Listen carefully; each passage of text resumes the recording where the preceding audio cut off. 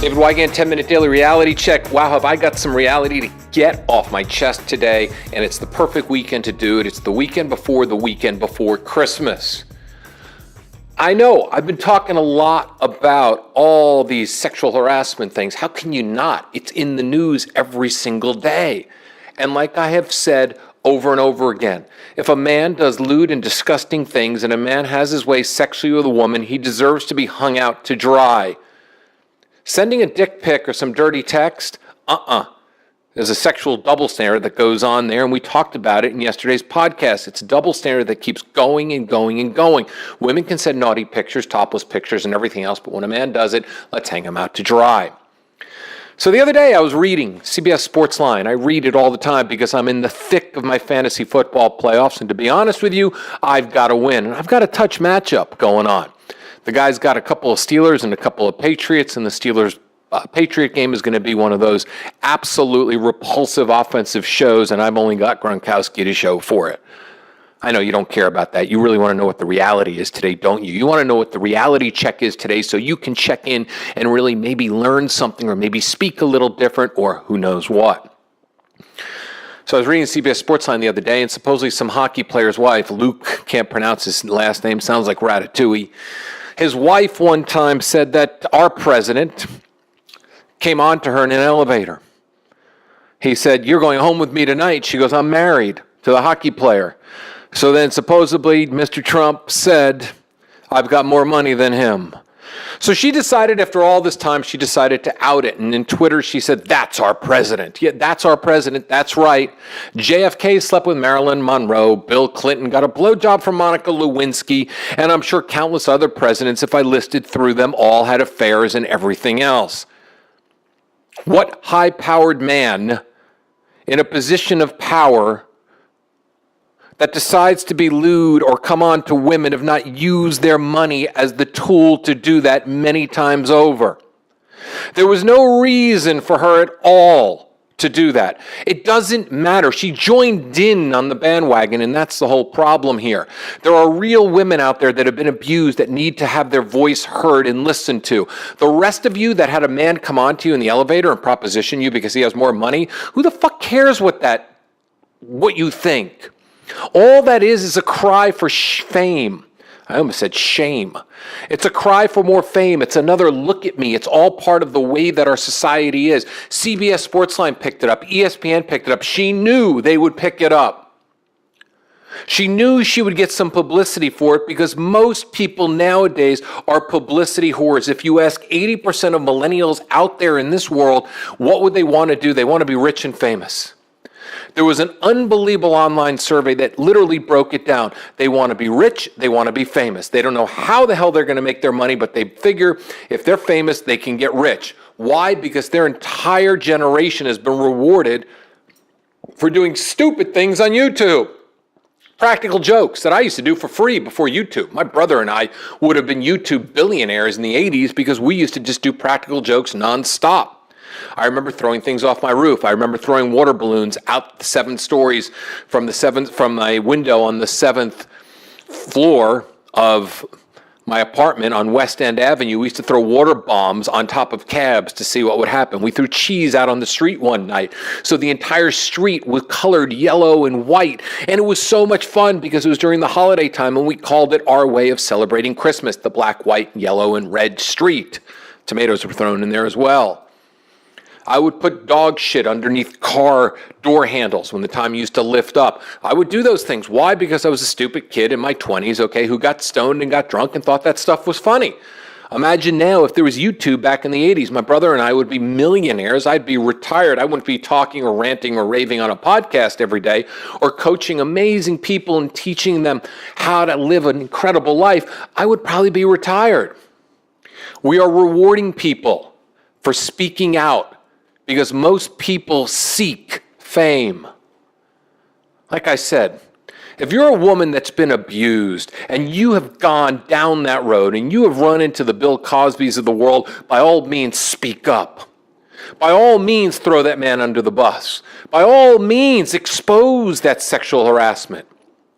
But nowadays, men are losing jobs left and right because women are speaking up, and companies are so afraid that this might turn into something that people are just getting suspended or losing a job right away for a lewd text message.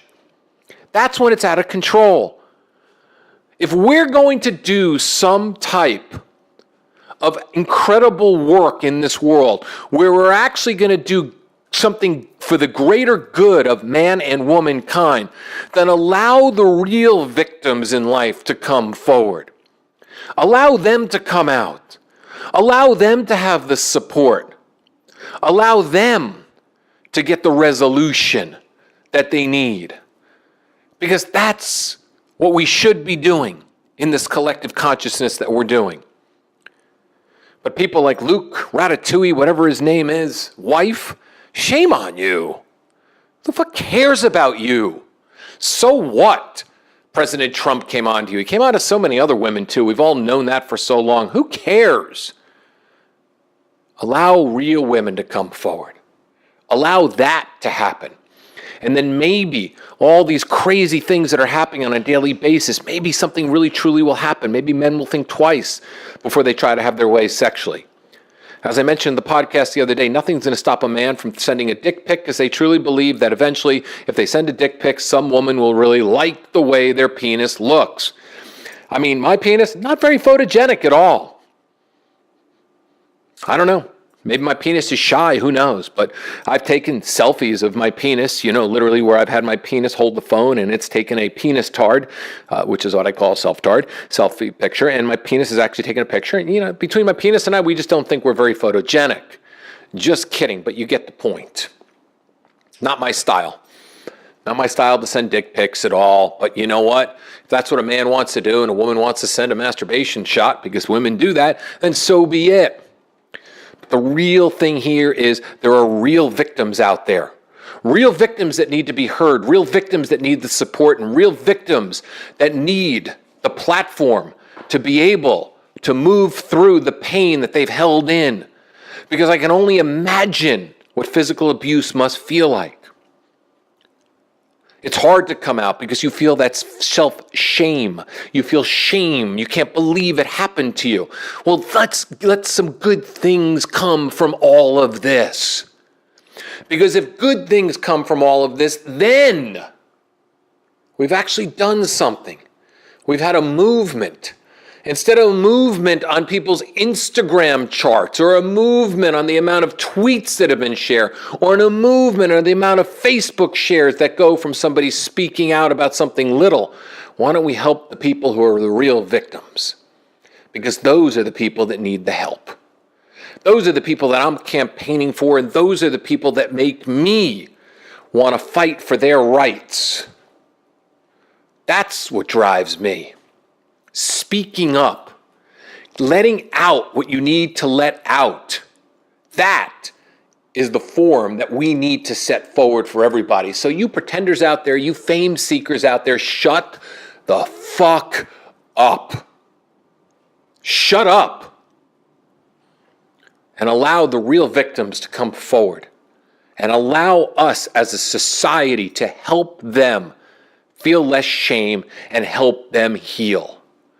Let the real victims come forward. That's today's reality. And that's where we need to be thinking as a collective consciousness, as a society as a whole. Anyway, I'm done ranting and raving. I got my kids Saturday. Yes, it's a Saturday Christmas fair. I can't wait. I get to see her sing. I get to see her perform. I get to small talk all the parents that I have nothing really to say much to, but I do it with love for my child. I get to put on my phony face and get to look at my ex and pretend I like her. It's a day of pretending in some ways, but most of the day is spent looking at this beautiful little girl and being her dad. And that, to me, is an amazing way to spend a Saturday. For the rest of you, enjoy your reality today, whatever it might be. Have an amazing Saturday. Wish me luck in the fantasy football playoffs, whether you care or not. And I will see you for Sunday's reality check. Do me a favor.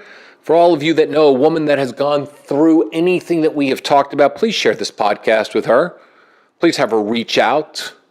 Please share this podcast on people's walls so they can really maybe collectively get together with all of us and they can change the reality. Instead of fame seekers, attention grabbers, money launderers, and embezzlers, maybe we can get the real victims speaking out, but we can only do that by sharing this collective consciousness, and that is today's reality check. David Wygant out for the 10-minute daily reality check. See you tomorrow.